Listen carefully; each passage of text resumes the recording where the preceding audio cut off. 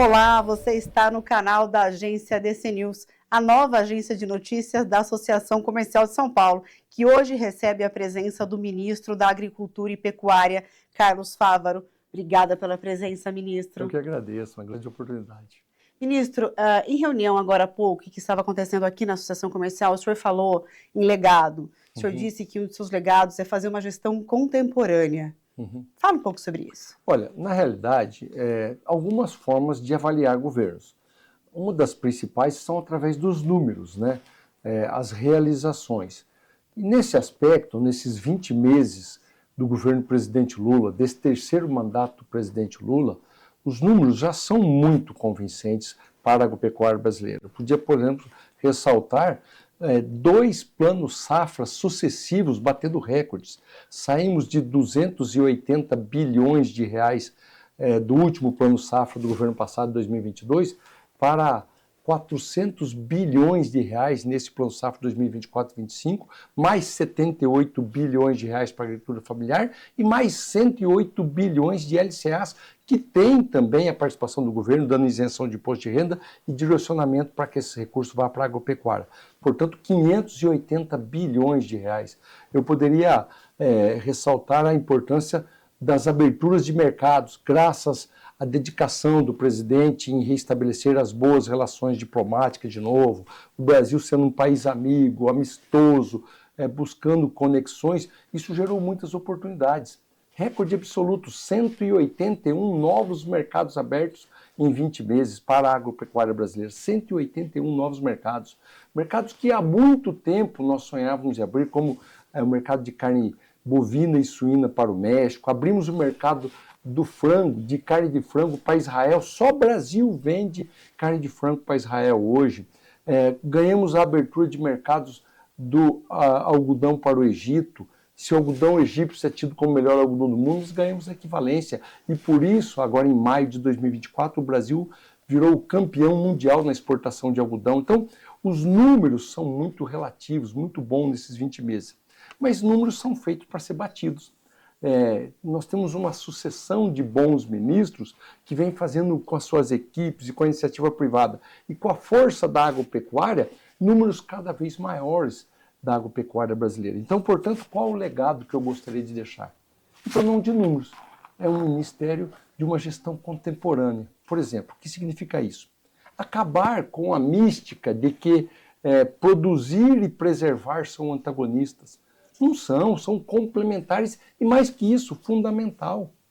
Nós temos gente vocacionada, homens e mulheres a lidar com a terra, nós temos tecnologias de última geração, máquinas, equipamentos, sementes, fertilizantes de última geração, isso são grandes ativos da produção brasileira, mas nenhum deles é maior do que clima. Porque não adianta nada todos os outros, homem e mulher que sabe lidar com a terra, máquinas, equipamentos, se fosse num deserto.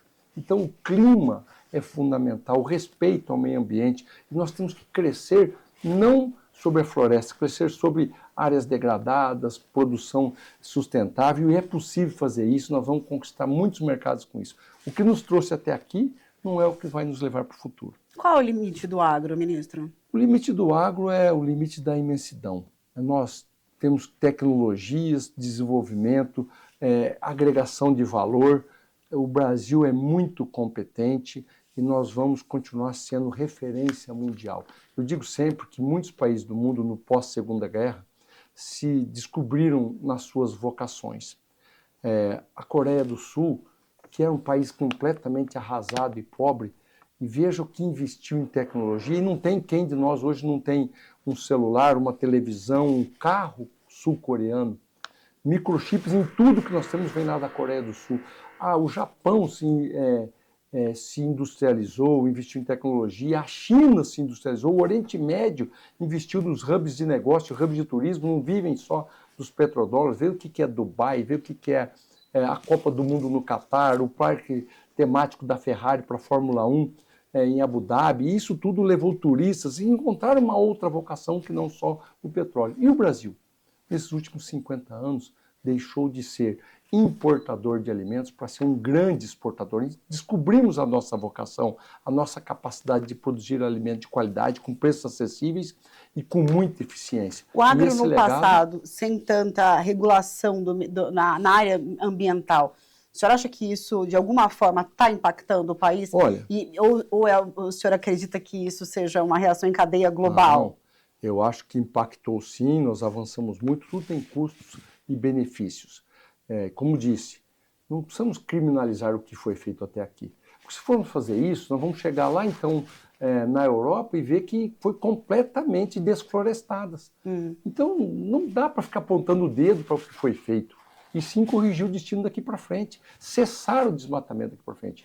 Olha, foi muito bom, crescemos, geramos empregos, colonizamos o interior desse país, colonizamos os cerrados e geramos muitas oportunidades. Mas agora o modelo é outro. O modelo é com sustentabilidade e nós podemos continuar crescendo.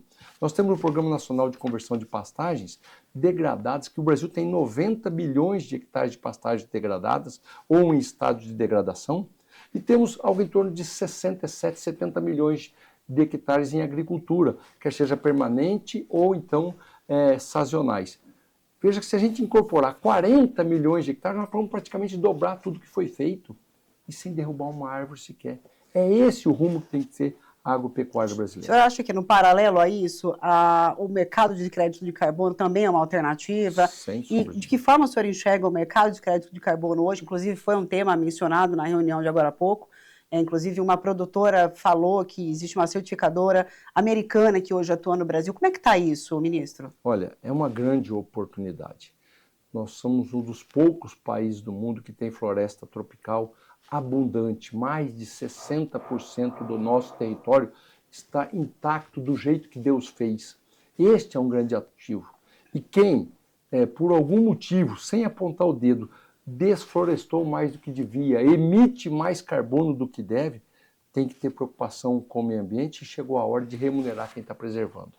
O mercado regulado de carbono, projeto de lei que está sendo tocado, devido à importância dele, não é nem pelo Ministério do Meio Ambiente, nem pela ministra Marina Silva. Está tramitando. Ele já tramitou, já passou no Congresso Nacional e agora nós temos um mercado livre a ser regulado também, a ser tratado, para que nós possamos valorizar esse ativo brasileiro. Quem está tocando esse assunto no governo federal é o ministro Fernando Haddad, devido à grande relevância que tem. É um grande ativo brasileiro que agora nós vamos estar podendo valorizar e fará isso em oportunidades econômicas e geração de oportunidades para todos os brasileiros que são donos verdadeiros desse ativo. Ainda no campo do meio ambiente, não tem como não falar sobre as queimadas que estão acontecendo no Brasil afora. Perfeitamente. Aqui no estado de São Paulo, estima-se que o prejuízo tenha sido na casa de R$1 bilhão, segundo estimou aí o governo do estado de São Paulo. De que forma o governo federal está atuando e está entrando nisso? Bom, primeiro, a nossa solidariedade total, o presidente Lula, a ministra Marina Silva, o IBAMA, o Agostinho, que é presidente do IBAMA, que é aqui paulista, se empenharam todo final de semana junto com o governo do estado. Primeiro que não se trata de queimadas, são incêndios criminosos, que tem que ser coibido com todos os rigores da lei. A nossa solidariedade àqueles que perderam, que sofreram neste momento difícil, e que o governo, além de buscar, através das investigações da Polícia Federal, as polícias aqui do estado de São Paulo, identificar e punir rigorosamente esses criminosos, nós temos que estender a mão aos produtores e nós planejamos então a ação da Secretaria de Política Agrícola junto com a Secretaria Estadual de Agricultura para que juntos dimensionem isso, quantifiquem isso e que nós possamos abrir linhas de crédito para que esses produtores recomponham as suas propriedades, façam seus replantios das lavouras de cana-de-açúcar, os seus animais, suas pastagens, suas cercas que foram perdidas, possam ter linhas de crédito que dê viabilidade nessa reconstrução, e isso nós o faremos. O senhor tem alguma informação sobre esses possíveis criminosos? As investigações estão avançando, já tem 5 indivíduos detidos, até a última informação que tive. Nenhum produtor? Nenhum São produtor. civis? Não, nenhum produtor. Na verdade, são vândalos, são criminosos. E o alerta que fica a todos os produtores precisam estar mais atentos, acompanhar as fronteiras das suas propriedades, ficar atento, monitorando, para que nos ajude a combater esse crime tão devastador, na literalidade da palavra, ao meio ambiente e à economia do Brasil. Voltando um pouquinho sobre recursos financeiros do governo federal para o agro. O senhor mencionou que houve um corte aí no orçamento, por enquanto, na casa dos 15 bilhões de reais, para tentar equalizar as contas públicas, mas que na área da agricultura isso, na verdade, não aconteceu. Pelo contrário, o governo colocou mais 3 bilhões. Para que seriam esses 3 bilhões? Para fazer o maior plano safra da história. Em momentos, e essa foi uma decisão do presidente Lula, nós temos compromisso com o ajuste fiscal, com o déficit zero, para que nós possamos ter uma economia saudável, taxas básicas de juros menores, porque 10,5% ao ano é proibitivo no crescimento, não pode ter essa taxa de juros, mas o governo tem que fazer a sua parte com as contas públicas. Então, o ministro Fernando Haddad tem o total apoio de todos os amigos e colegas ministros, tem o respaldo do presidente da República. Mas, veja, em momentos de preços de commodities achatados, preço da arroba do boi muito barata, o preço da saca de soja, do milho, e que tira a rentabilidade dos produtores, que é a força da economia brasileira, o presidente tomou a decisão... Compromete o PIB, inclusive. Claro, então o presidente tomou a decisão de investir no maior plano safra da história, para que os produtores acessem recursos na hora certa, o maior plano de todos os tempos, e ele possa, então, se não consegue vender melhor, compre os insumos mais baratos, compre à vista, tenha recursos na conta para que ele faça uma boa negociação, continue tendo rentabilidade e gerando emprego e oportunidade no Brasil. E quais são os resultados até agora? Pelo que eu vi, são recordes, né? O Brasil tem um plano safra muito eficiente, com a baixa do custo de produção, numa média ponderada 23% menor, e o volume de recursos 40% maior, que foi o que lançamos, nós devemos ter, então, um plano 63% mais eficiente, que vai gerar mais emprego, gerar mais oportunidades no campo, mas também na cidade, no comércio, fazendo a economia do Brasil crescer. No primeiro semestre deste ano, as exportações do agro alcançaram um valor de 82,39 bilhões de dólares. Este é o segundo maior valor registrado para a série histórica. Perfeito. Isso vai refletir no PIB, certamente, mas as oscilações da moeda americana também são isso é um ponto de atenção também. E de oportunidade. De que forma o senhor analisa isso? Olha, para a exportação, a moeda americana valorizada, e como são produtos que têm a sua cotação nas bolsas de Chicago e as bolsas de Nova York, como por exemplo café, isso gera a oportunidade de ampliarmos as nossas exportações, arrecadarmos mais, melhorarmos a nossa balança comercial. O recorde, por exemplo, do ano passado foram quase 100 bilhões de dólares positivo para o Brasil, e a imensa maioria disso foi fruto das exportações da pecuária brasileira. O Brasil encontrou sua vocação, nós batemos recordes de abertura de mercado, são, como disse, 181 novos mercados abertos, estamos vendendo alimentos, fibras, energia para o mundo inteiro, energia renovável, e a geração de emprego, de oportunidades é aqui dentro para o Brasil e para os brasileiros. O senhor disse em seu discurso de posse que um dos seus compromissos é com relação à fome. A gente produz muito alimento, exporta muita commodity, mas falta comida na mesa do brasileiro. É verdade, é uma incoerência produzir tanto alimento. Eu que venho, por exemplo, do estado de Mato Grosso, o recordista na produção de alimentos, e é exatamente em Cuiabá, na capital do meu estado, que tinha a fila dos ossinhos no período da pandemia, e até hoje vem. É uma imagem. Como é que pode ter ainda gente passando fome? É a pior de todas as degradações do ser humano. É um cidadão, uma criança, um idoso, um homem, uma mulher, não poder se alimentar. Não tem cabimento isso. A indignação do presidente Lula, ele que conseguiu tirar o Brasil do mapa da fome, infelizmente o Brasil voltou ao mapa da fome. Assumimos o governo com 33 milhões de pessoas com deficiência alimentar, e hoje esse número já melhorou muito, tiramos 24 milhões, hoje nós temos entre 8 e 9 milhões de pessoas ainda em estado de vulnerabilidade alimentar, mas tenho certeza, com muita dedicação, com programas sociais, também com geração de emprego, que é o melhor programa social que existe. Nós estamos hoje com 6,9% a taxa de desemprego. O Brasil está chegando perto do pleno emprego, investimentos públicos, privados, aquecimento da economia, o PIB crescendo, inflação baixa.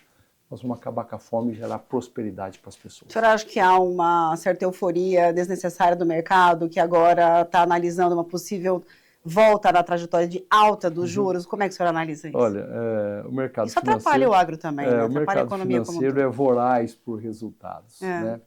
Esse próprio mercado financeiro que dizia que o Brasil, o ano passado, 2023, ia crescer algo em torno de 0,8%, cresceu quase 3%.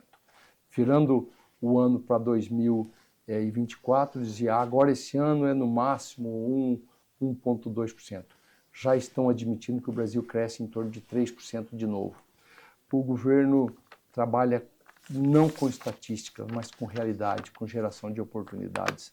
E a taxa de juros hoje já é proibitiva a 10,5% a taxa básica de juros. Nós vamos fazer a nossa parte. O ministro Fernando Haddad tem o respaldo do presidente Lula para conter gastos, para ter equilíbrio, gastos públicos de qualidade, como esse que eu disse, de 3 bilhões a mais para o Plano Safra, é investimento no crescimento da economia. Então não é gasto com custeio, é gasto em investimento, mas com responsabilidade para que nós tenhamos, ao invés de subir, abaixar essa taxa de juros e fazer o Brasil crescer mais e não se tornar um país da especulação financeira. Agricultura familiar, ministro. Olha, a agricultura familiar está tendo um tratamento muito especial. Veja que é a primeira vez na história que nós temos seguro